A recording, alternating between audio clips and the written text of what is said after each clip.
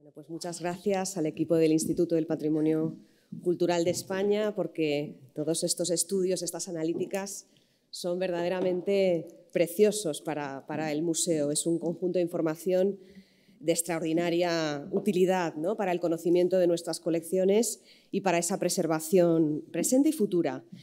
Y desde la perspectiva del Museo Arqueológico Nacional, por mi parte, me voy adelantando mientras se van sentando Naira y Alicia Rodero, quisiera poner de relieve dos aspectos. Por una parte, el extraordinario valor de todos estos análisis para el museo, que como habéis visto son científicamente impecables y al aportar además novedades muy significativas respecto de los análisis y de los estudios en materia de conservación que ya se han realizado años atrás. Novedades en cuanto a cuantificación, en cuanto a determinación de puntos de deterioro, en cuanto a esa metodología reproducible, al ofrecernos además una herramienta de control presente y futuro para medir de una manera sistemática la evolución del estado de conservación de las obras.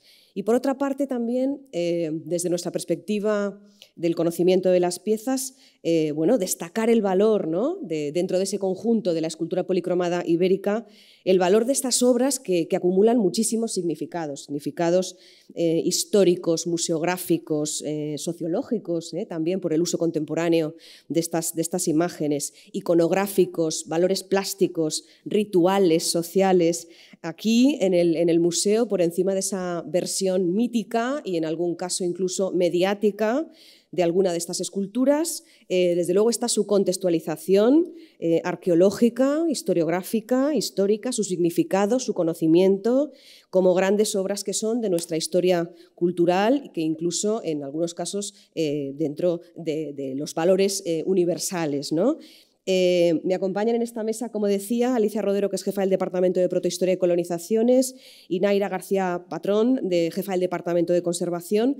Y antes de darles la palabra, insistir un poco como comentaba al principio, dentro de la colección del Museo Arqueológico Nacional, en la importancia de esa colección de escultura ibérica policromada. Son esculturas, seguro que las conocéis, de un uso simbólico, de un uso ritual, procedentes de contextos funerarios o religiosos, rituales en cualquier caso. Pertenece además a una cultura que cada vez conocemos mejor, la cultura ibérica, propia de una sociedad aristocrática, de grandes guerreros, de nobles damas, de pueblos que explotan la tierra, que explotan el mar, las minas, abiertos a otras culturas, son ricos comerciantes, gentes que en algunas casas muy especiales exponen vasos pintados con escenas míticas que viven y que mueren, además, entre complejos rituales y creencias, y son gentes que poseen un arte escultórico muy singular. Y además la escultura en piedra, con piedras de procedencia local, prioritariamente, forma parte de esa distinción social de los iberos que les ha hecho además ocupar un lugar en la historia prerromana de Occidente, con un repertorio de imágenes mediterráneo a las que, junto a esas damas que hemos visto o las imágenes de los guerreros, conocemos una fauna real, imágenes de caballos, de toros, de leones y una fauna mítica, ¿no?, mitológica, de seres híbridos con esfinges, sirenas, grifos, etc. Y todo este repertorio lo podemos admirar en la colección del Museo Arqueológico Nacional. Concretamente, las damas son exponentes de la aristocracia ibérica y nos hablan de un pasado, antes de la llegada de los romanos a nuestra península, de un mundo de intercambio y de contacto con culturas mediterráneas y de un elevado sistema sociocultural. Definen imágenes femeninas prestigiosas en la sociedad ibérica, esas imágenes de esas mujeres engalanadas con esas telas, esos textiles, con esos colores que veíamos maravillosos en las imágenes, decoradas además con esas joyas que tienen un valor muy singular. Son mucho más que bellas imágenes en piedra, ¿no? Nos aportan una grandísima información sobre los rituales, sobre la escatología y la sociedad ibérica, sobre las técnicas escultóricas, sobre el uso de los colores, el uso simbólico también de la policromía y de las materias, y en otro sentido, también han supuesto el reconocimiento de las mujeres en la historia ibérica como un modelo de identidad colectiva. Son imágenes también identitarias, son imágenes emblemáticas de esta sociedad ibérica y que nos abren a temas, además, historiográficos, sociológicos, ¿no? con toda esa pervivencia de algunas de estas imágenes en tiempos y desde usos contemporáneos, y que, como todos sabemos, pues han sido objeto y son objeto de avatares también identitarios y de querencias varias, ¿no? Bien, en el Museo Arqueológico Nacional, desde luego, apostamos por el conocimiento de estas esculturas, apostamos por su mejor conservación, su mejor preservación. Esa es nuestra responsabilidad, conocer cada vez mejor su significado con nuevas investigaciones y conocer cada vez mejor la evolución de sus materias, componentes y ese comportamiento, ¿no?, de esas materias para frenar el inexorable paso del tiempo y sus efectos en los bienes arqueológicos, ¿no?, que es una cuestión general, ¿no? Esa es parte de nuestro mandato como conservadoras de museos aquí, ¿no? Garantizar esa conservación, la más adecuada para nuestras colecciones. Y, como señalaba al principio, esa ciencia del patrimonio que hemos visto en las intervenciones anteriores, esa ciencia del patrimonio evoluciona exponencialmente con el tiempo. Análisis que son hoy cotidianos, como hemos visto en imagen, eran absolutamente impensables hace algunas décadas, y ese afán por la conservación, desde luego en el museo siempre ha estado presente, pues desde que ingresa la primera de estas tres piezas en 1873, la Dama del Cerro de los Santos. Continúa un siglo después, cuando en el 71 se incorporan ambas, Dama de Elche y Dama de Baza, y permanece hasta hoy, ¿no?, esa preocupación por el cuidado, por la conservación de las colecciones, sabedores además en el museo, como sabemos, que son piezas muy especiales, que son piezas referenciales, que son piezas icónicas en el museo, que son imprescindibles en todas las visitas que desarrollamos aquí en el museo para público infantil, para público adulto, público general, público especializado, visitas profesionales, visitas institucionales. Es una referencia, ¿no?, esa visita a la colección de la escultura ibérica del museo, y en ese sentido tenemos también una responsabilidad patrimonial, ¿no?, para las generaciones actuales y para las generaciones de futuro, de mantener y, si es posible, aumentar esa esperanza de vida de las materias, de estas piezas, ¿no?, su preservación, pensando en el largo plazo. Sabemos que los bienes culturales son muy frágiles, son vulnerables, ¿no?, intrínsecamente, ¿no?, por esa agotadora biografía que han sufrido en esos distintos contextos de uso, desde los originales y posteriormente todos los movimientos, todos los traslados, en fin, fuera de su contexto histórico original que han sufrido. Hacer compatible esa preservación con el disfrute de la ciudadanía en una sala de exposición permanente de un museo como el nuestro, para el mayor público posible, para el deleite, para el disfrute del mayor público posible, pues depende de todos nosotros. Y para ampliarnos esta presentación, tiene la palabra en primer lugar Alicia Rodero, jefa del Departamento de Protohistoria y Colonizaciones, que nos va a comentar un poco esa llegada al museo de estas tres damas y la evolución de su presentación en nuestras exposiciones. Buenas tardes, ya por fin. Es que con tanta modernidad yo luego vuelvo un poco a la antigüedad de los hechos. Cuando nos propuso Isabel esta intervención, yo pensé que me parecía ciertamente relevante volver un poquito a los orígenes de las tres damas y recordar cómo es posible que el Museo Arqueológico Nacional haya tenido la suerte de poder concentrar aquí el resto de la colección de escultura ibérica y sobre todo las tres damas. La dama del Cerro de los Santos, como todos ustedes saben, representa a una joven bien engalanada con un vaso de ofrendas entre las manos, y es una escultura que fundamentalmente está pensada para ser vista de frente, porque por la parte posterior, como ya se ha visto antes en alguna de las fotos, apenas está tallada. La figura fue encontrada en el año 1870 entre un gran número de esculturas que aparecieron en el cerro que, como digo, proporcionó una serie importante de piezas que correspondían seguramente a los devotos que se acercaban al lugar sagrado, tanto para solicitar o para dar las gracias por algún bien adquirido por parte de la divinidad a la que veneraban.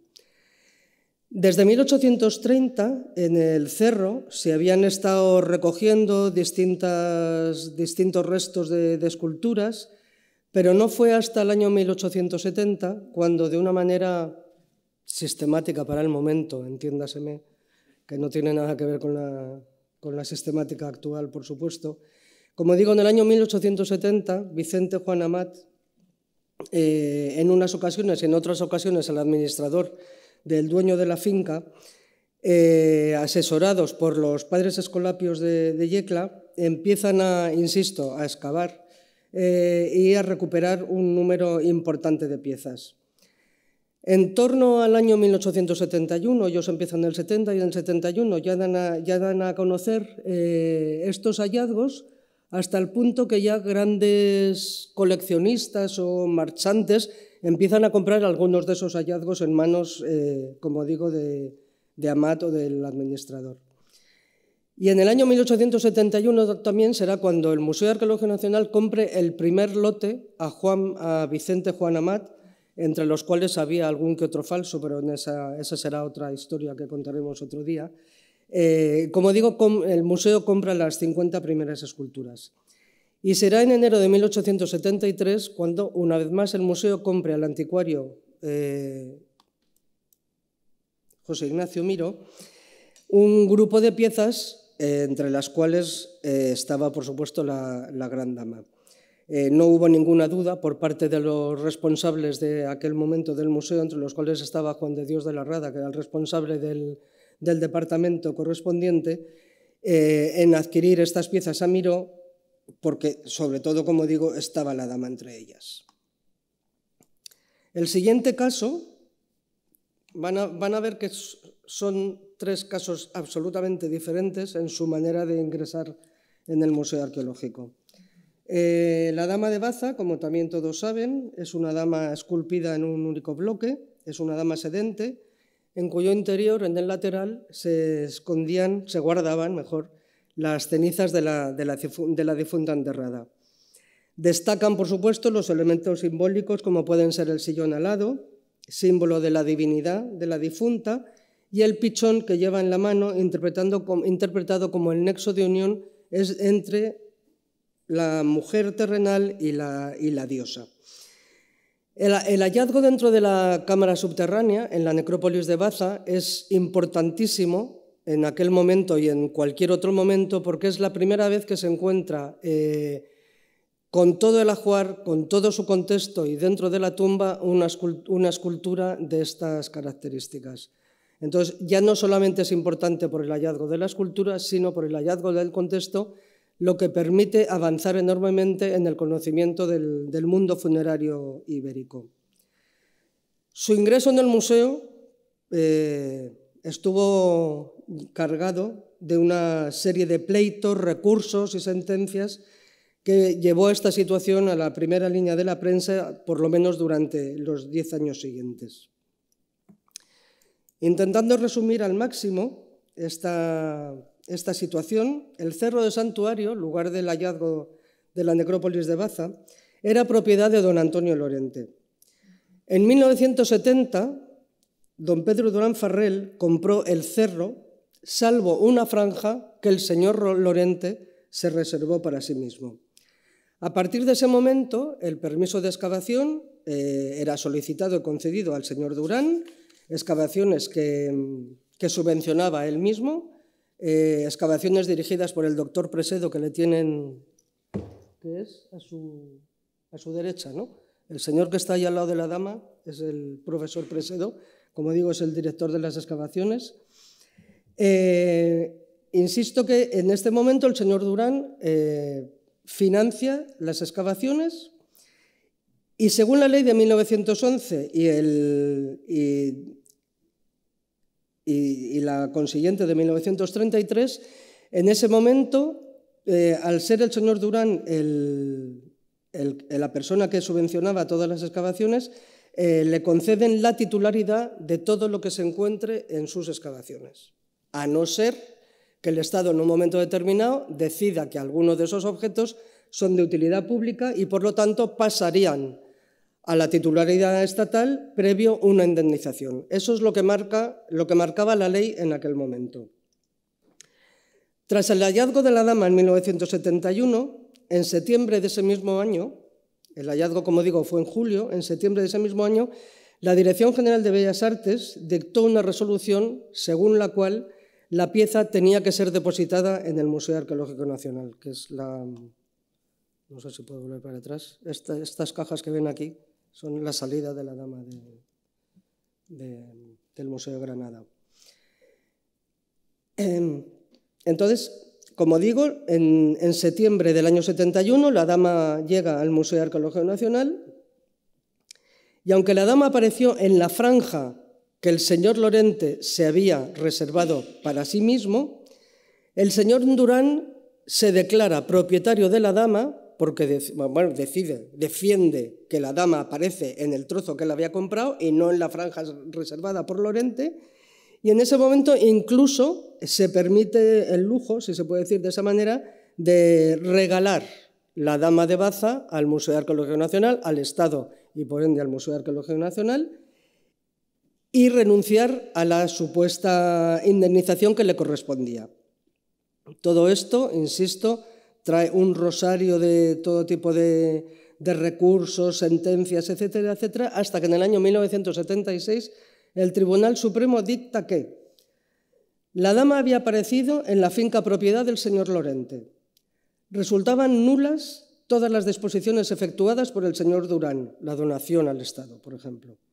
Como la pieza era de interés, pasaba a ser propiedad del Estado, por lo que se condenaba a la Administración por no haber indemnizado al dueño del terreno, el señor Lorente. La tasación tendría que ser hecha por 3 peritos, uno de los cuales podía ser designado por el propio señor Lorente. Este debía recibir la mitad del valor en el que la pieza quedaba tasada. En noviembre de 1976, a que la cosa sigue avanzando, como consecuencia de la sentencia del Tribunal Supremo, se dicta una orden para que se designe la comisión que ha de tasar la cuantía el valor de la dama de Baza. En ese momento, la comisión que se generó decide tasar la dama en 450.000 pesetas, correspondiéndole al señor Lorente 225.000 pesetas. En ese momento, el señor Lorente vuelve a pleitear contra esa tasación porque no está de acuerdo, porque es verdad que en aquel momento se dijo que se había tenido en cuenta el valor que se le había dado en el año 1897, o sea, casi 100 años antes, el valor que se le había dado a la dama de Elche. Por lo tanto, Lorente no acepta esa tasación, vuelve a recurrir, como digo, y en febrero de 1987 el Tribunal Supremo anuló la anterior valoración y se tasó nuevamente en 30 millones de pesetas, correspondiéndole a Lorente exactamente la mitad de la cantidad. Y este es el final de cómo por fin se soluciona la llegada de la dama de Baza al Museo Arqueológico. En cuanto a la dama de Elche, el busto que todos ustedes conocen, con el edificio posterior que sugiere que se utilizaría como urna cineraria, igual que la dama de Baza, aunque no se conoce absolutamente nada de su contexto. Como todos es sabido, la dama apareció en la Alcudia de Elche de forma casual el 4 de agosto de 1897. Sin entrar en los pormenores de por qué se vendió o por qué no se vendió, lo que sí es verdad es que la dama apareció en un terreno del doctor Campello, que era el dueño del terreno, y que en aquel momento, con aquella legislación que no existía, pasa a ser propietario directo de la propia dama. El cronista y arqueólogo de Elche del momento, Pedro Ibarra, decide dar a conocer a su amigo Pierre París, que estaba por la zona casualmente, el hallazgo de la dama, y Pierre París, raudo, va a Elche, conoce la escultura, se pone en contacto con el Museo del Louvre, donde, por supuesto, le aceptan la posibilidad de la compra de la escultura. Y en realidad fue el banquero Noël Bagdac quien compró el busto, donándolo posteriormente al Museo del Louvre. Firmado el contrato de compraventa de la dama, salió el 30 de agosto de 1897 para viajar en barco desde Alicante a Marsella y ahí seguir por tierra hasta París.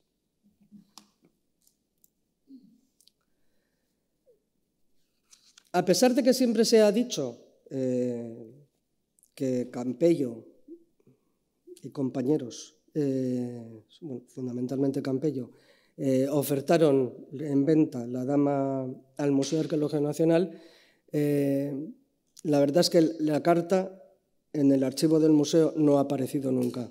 Pero no solamente no apareció la carta del Museo Arqueológico, sino que supuestamente también fue ofrecida a otras instituciones cartas que no han aparecido. Con lo cual siempre hemos tenido la duda de si realmente le dio tiempo a ofrecerla o Pierre Paris fue suficientemente hábil y rápido.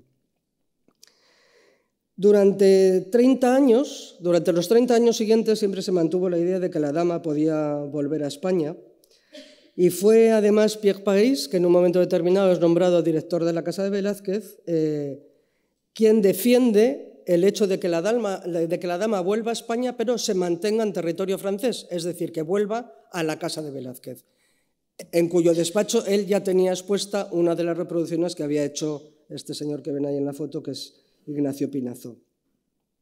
Esta situación no se llegó a dar, por supuesto, no cuajó esa idea de la devolución y sí que es verdad que unos 35 años o así después empiezan las conversaciones para la real devolución de la dama, a partir fundamentalmente del año 35, pero esos primeros contactos quedaron absolutamente interrumpidos, lógicamente, por nuestra guerra civil. En el mes de noviembre del año 40, el Consejo de Ministros autoriza al director general de Bellas Artes, el marqués de Lozoya, a que prosiga de manera oficial las conversaciones para el intercambio de obras de arte entre los gobiernos de Francia y España.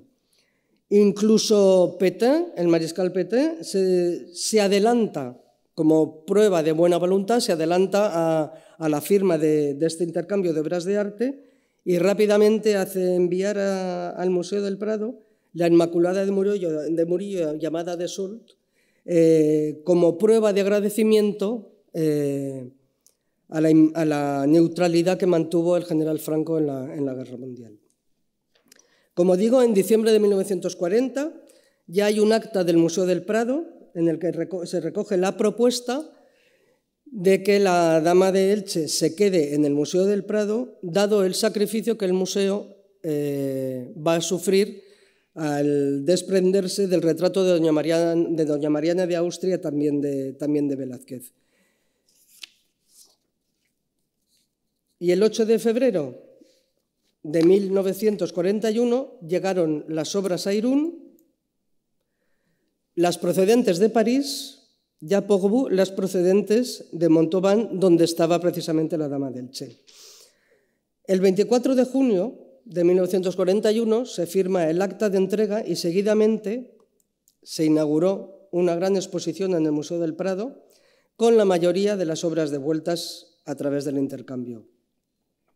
Al finalizar la exposición en el mes de octubre, las obras arqueológicas pasaron al Museo Arqueológico Nacional, salvo la dama de Elche.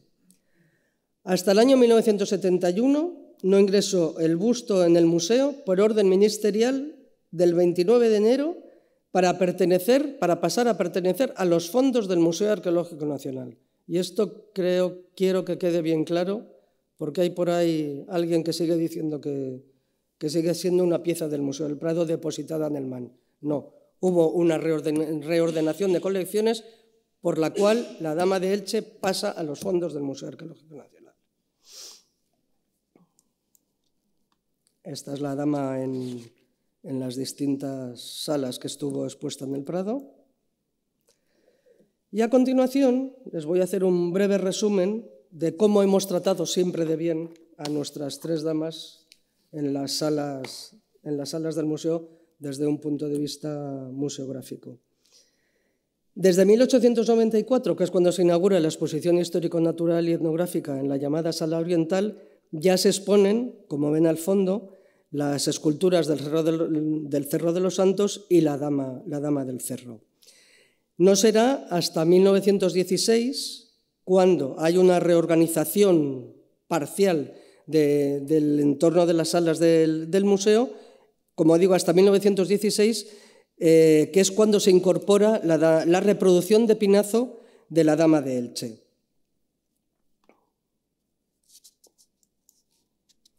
A continuación, tuvimos la desgracia de nuestra guerra civil y, por supuesto, todas las colecciones fueron enormemente protegidas, incluidas la reproducción de Pinazo, que es esta, y la Dama del Cerro, que es esta. Aquí se ve la Dama del Cerro y aquí se ve la Dama del Elche.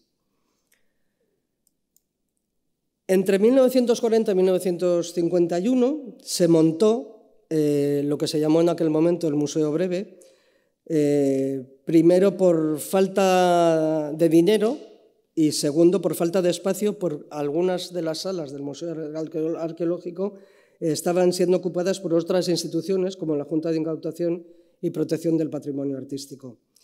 Como no podía ser de otra manera, en una de las primeras salas del Museo Breve aparecen nuevamente la reproducción de Pinazo y la Dama del Cerro junto a otras esculturas que se habían ido, la Leona de Baena o la Bicha de Balazote.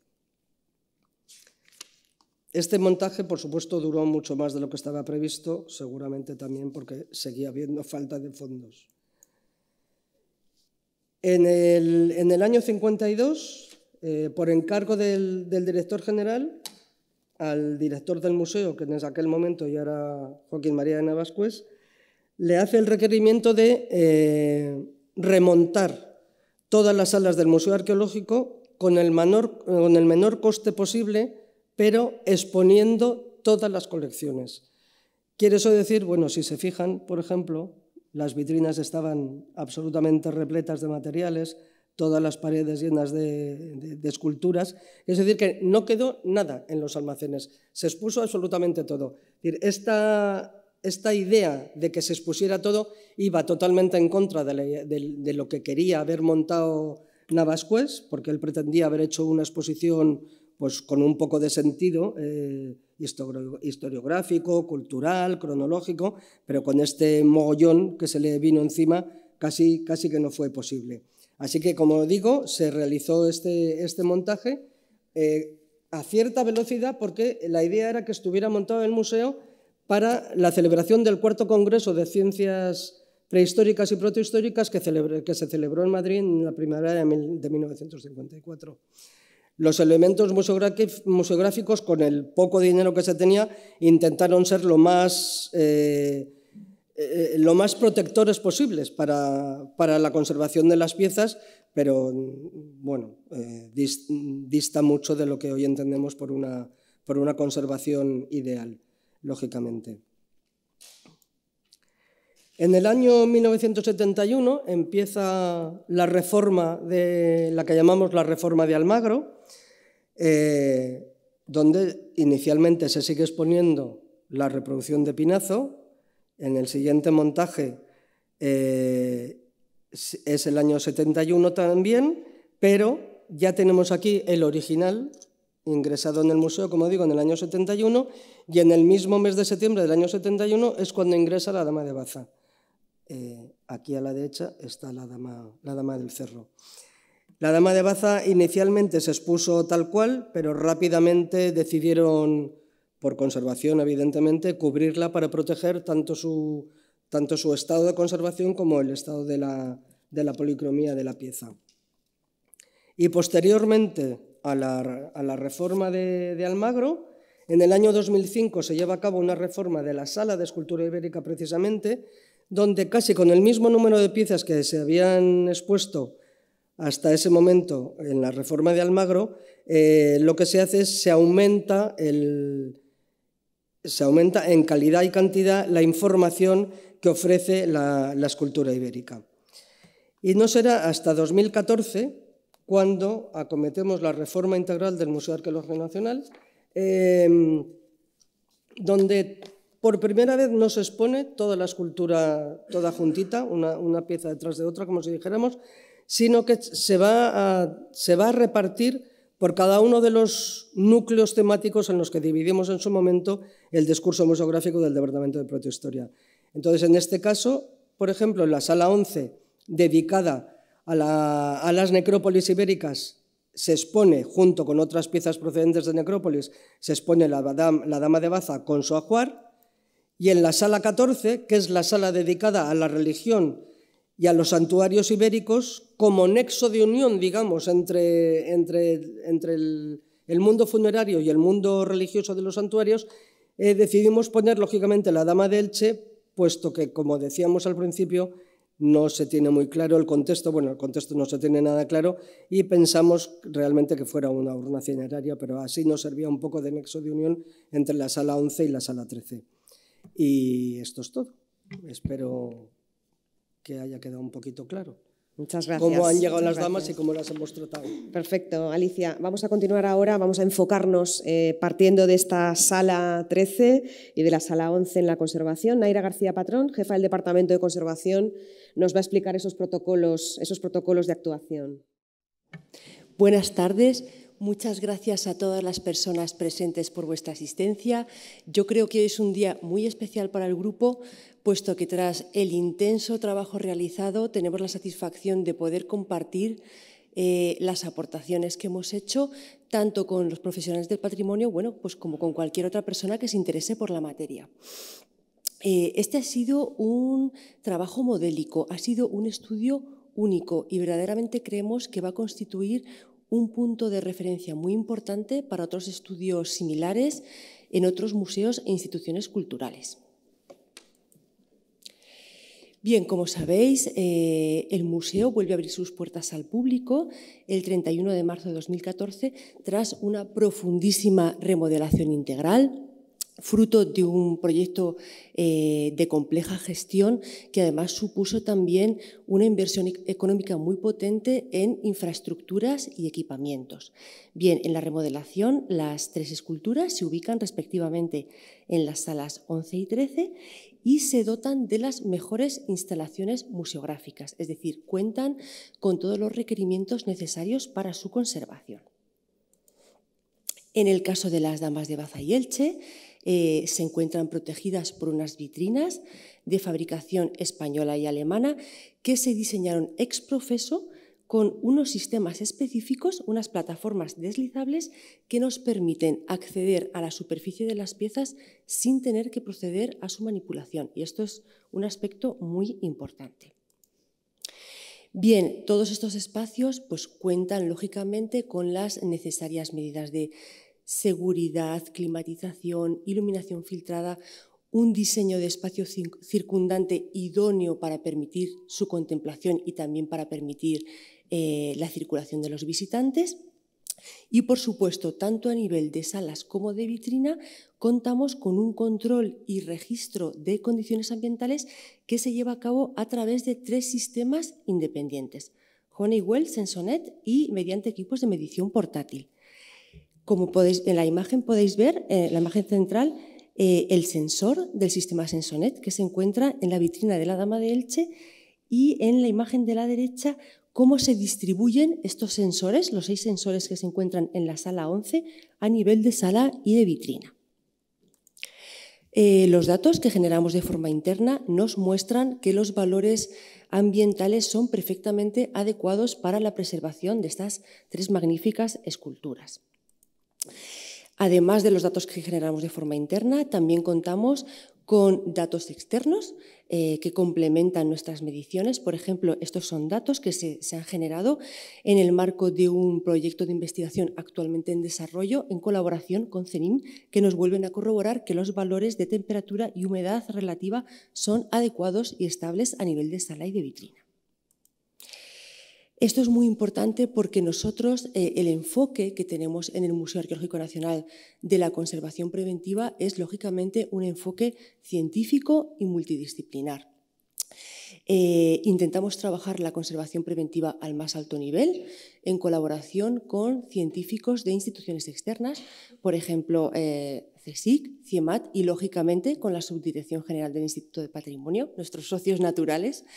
Y para nosotros, bueno, es fundamental poder desarrollar proyectos de investigación en conservación preventiva que nos permitan avanzar y mejorar en este tipo de trabajos y funciones. Bien, ¿cómo se enmarcan los programas de seguimiento y control del estado de conservación de las esculturas dentro del Plan de Conservación Preventiva del Museo?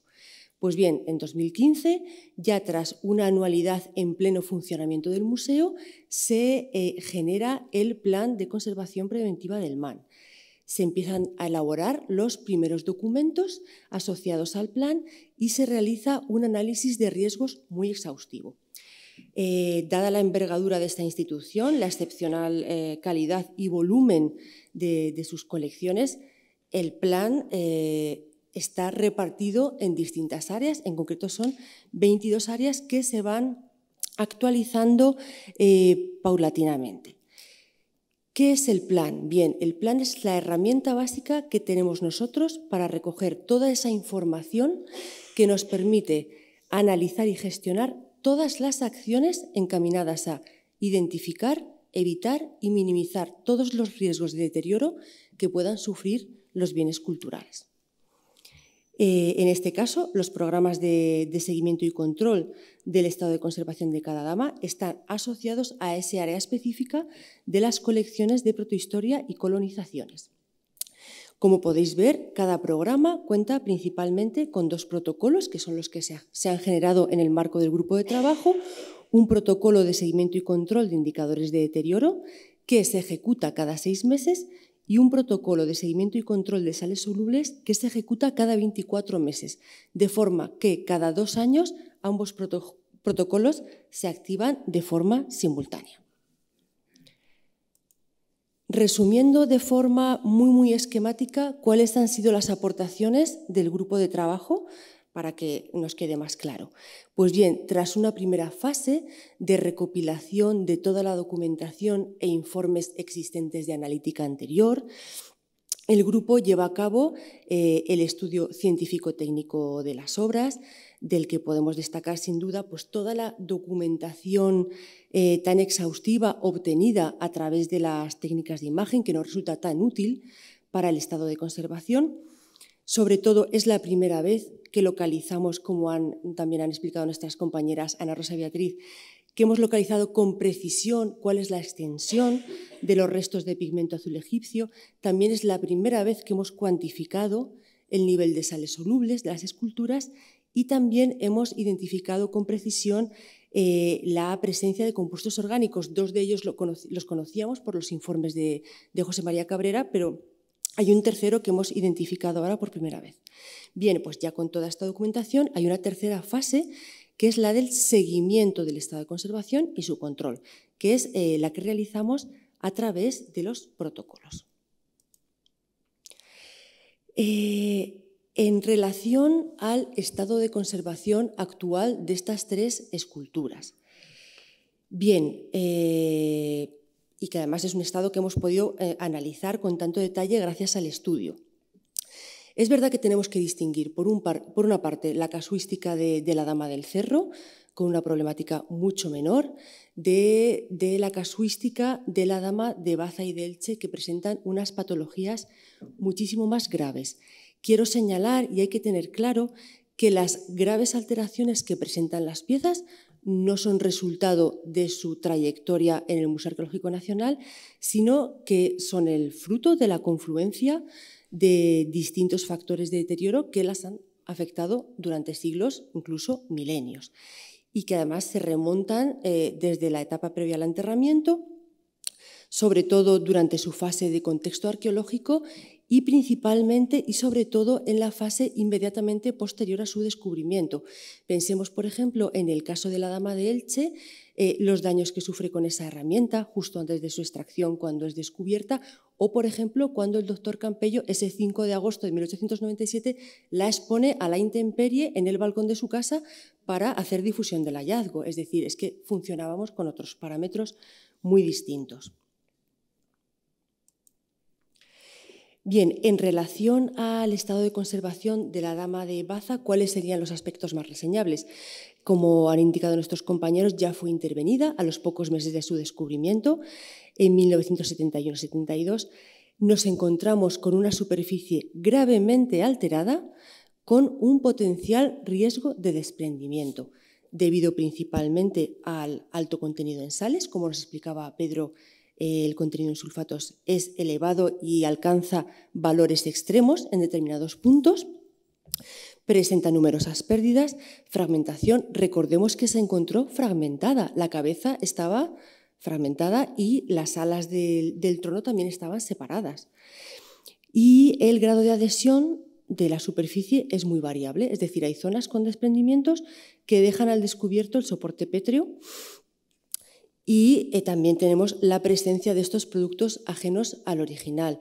Por un lado, si no se hubiera realizado la intervención de restauración, no se habría podido conservar parte de la policromía, pero ahora tenemos esa contrapartida que es el envejecimiento de los productos asociados a la intervención. Bien, tienen en las imágenes de detalle, por una parte, estos depósitos que también nos comentaban los compañeros del instituto y por otro, un detalle de esas zonas con la policromía y los pigmentos desprendidos, donde vemos la presencia de las costras salinas. Pueden ver en la imagen el cuadro resumen de indicadores de deterioro y sales solubles y estas zonas específicas donde, tras el estudio, pues hemos seleccionado las imágenes de referencia y las macros que ha realizado la sección de estudios físicos del instituto. En este caso, además, junto con los indicadores de deterioro, también hemos incluido indicadores específicos relacionados con las intervenciones anteriores. Bien, respecto a la Dama de Elche, ¿cuál es su estado de conservación? Bueno, pues es, al igual que la Dama de Baza, una pieza extremadamente delicada, una pieza en un estado muy vulnerable, que también presenta una superficie gravemente alterada y también con potencial riesgo de desprendimiento. Se ha confirmado la presencia de sales solubles, sulfatos y cloruros. Los cloruros son especialmente peligrosos por su higroscopicidad, presenta numerosas pérdidas y nos preocupan especialmente en este caso las costras de sulfatos. ¿De qué nos hablan fenómenos como la migración de pigmentos a través de las costras o esas partículas deslocalizadas de oro laminar o de bermellón? Bueno, pues nos están hablando de una superficie alterada en extremo, donde ya no hay un orden lógico de los materiales, sino que todos los sustratos están muy removilizados, es decir, una superficie muy alterada.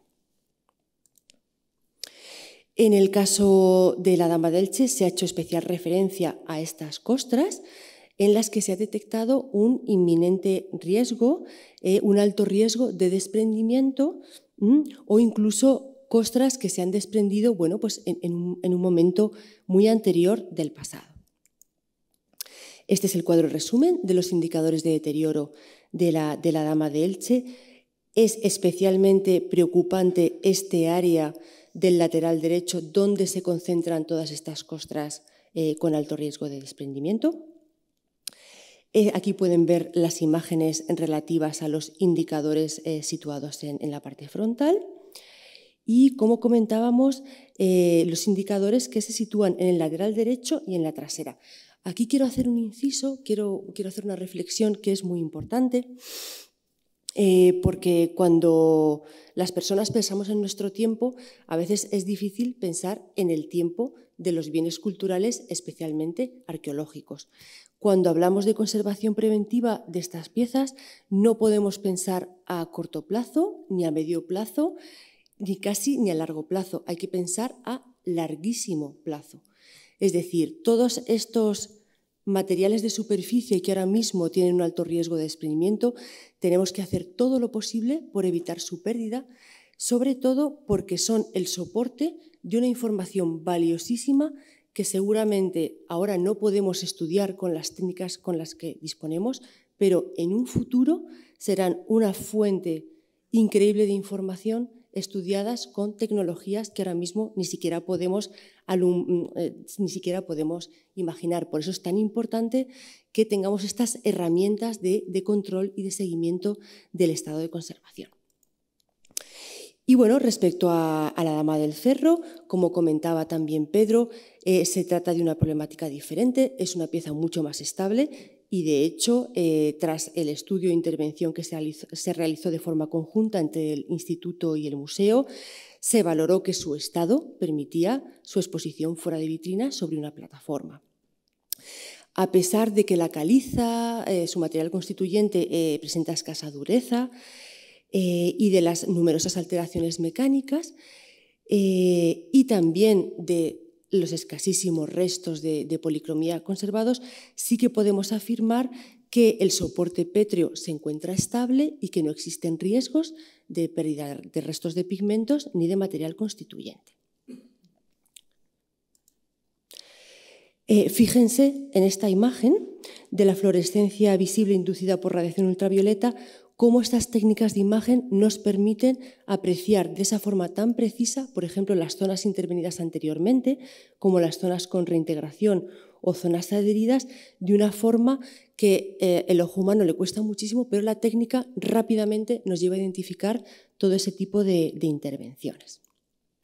Bien, en el caso de la Dama del Cerro, los indicadores se han localizado en la parte frontal, ya que es aquí donde se conservan estos escasísimos y valiosísimos restos de pigmentos, si bien, como comentaba anteriormente, no se ha detectado un riesgo de pérdida de material y su situación de adherencia al sustrato pétreo es bastante buena. Volviendo a la cuestión de cómo realizamos el seguimiento del estado de conservación de las esculturas. Bien, los programas, como decíamos, uno por cada dama, constan de 2 protocolos. ¿Qué nos aportan los protocolos de seguimiento y control? Los protocolos son herramientas que nos van a permitir evaluar y registrar de una forma sistemática, con una periodicidad establecida en el tiempo, el estado de conservación, haciendo especial incidencia a posibles cambios en superficie y, por tanto, con esta sistematización nos va a posibilitar el estudio de la evolución del estado de la pieza a largo plazo de una forma objetiva. El protocolo comprende una serie de instrucciones que establecen claramente cuál es la secuencia de trabajo, cuál va a ser la metodología de recogida de información, qué personal, qué equipo técnico es requerido para ello, así como los medios técnicos necesarios. Estas instrucciones tienen que ser suficientemente comprensibles como para ser ejecutables y reproducibles por cualquier otro equipo de técnicos. Bien, el protocolo de seguimiento y control de indicadores de deterioro se lleva a cabo cada 6 meses y cada 2 años va a coincidir con el de seguimiento y control de sales solubles. ¿Cómo se implementa en la práctica el protocolo? Bien, en la fecha programada procedemos a la apertura de las vitrinas, se realiza una inspección pormenorizada de cada escultura y lo que se va haciendo es, se van localizando las zonas correspondientes a cada indicador, se compara de visu a través de una tablet, de un ordenador, la imagen de referencia del indicador con su estado actual y se procede a un nuevo registro fotográfico del indicador. Se van a anotar todas las incidencias, observaciones, toda aquella información que estemos observando, así como los parámetros tanto ambientales del momento como aquellos parámetros necesarios para la toma fotográfica, de forma que todos los datos queden registrados y este trabajo sea reproducible. Este es un trabajo técnico colaborativo que se lleva a cabo de forma conjunta entre el Departamento Técnico de Conservación del Museo y el Departamento de Protohistoria y Colonizaciones, y para el que se requiere, bueno, pues un equipo de personal altamente especializado que cuente con la experiencia y los conocimientos necesarios para implementar el protocolo. Cada 2 años, cuando coincida con el protocolo de sales, se va a elaborar un informe bienal recogiendo todos los datos e imágenes recabadas tras la implementación de ambos protocolos. Y como comentaban también los compañeros, cada 24 meses se va a llevar a cabo el protocolo de seguimiento y control de indicadores de sales solubles. ¿Cómo funciona este protocolo? Pues bien, en las zonas donde se ha detectado esa concentración salina superior a 500, se van a volver a realizar in situ las medidas de conductivimetría de contacto en los indicadores seleccionados. Son los que están marcados con este punto amarillo de diámetro un poquito mayor. Y posteriormente, en los laboratorios del instituto, se va a volver a proceder al estudio de las muestras salinas, a la identificación de todos esos componentes inorgánicos que hayan quedado en los apósitos. Este protocolo lo implantan tanto el geólogo del instituto como los conservadores restauradores del instituto y cuentan, por supuesto, con el apoyo del equipo del MAN. Y, por supuesto, también se va a elaborar un informe bienal con todos estos datos e información recabadas. Bueno, a modo de conclusiones, comentaros que este ha sido un estudio muy especial, que ha sido modélico por su exhaustividad, que nos ha permitido profundizar en el conocimiento y mejorar nuestras estrategias de conservación de estas tres extraordinarias esculturas. Esperamos que constituya un punto de partida para trabajos de naturaleza similar y que la metodología que se ha aplicado pues, sea útil para otros profesionales e instituciones y, por supuesto, pues creemos que materializa, ejemplifica perfectamente ese necesario, esencial e imprescindible enfoque multidisciplinar que tiene que tener cualquier estudio, cualquier proyecto enfocado al conocimiento de los bienes culturales o al diseño de estrategias eficaces para su conservación. Muchas gracias por vuestra atención. Muchas gracias, Naira. Pues como podéis ver, yo creo que ese cuidado, ¿no?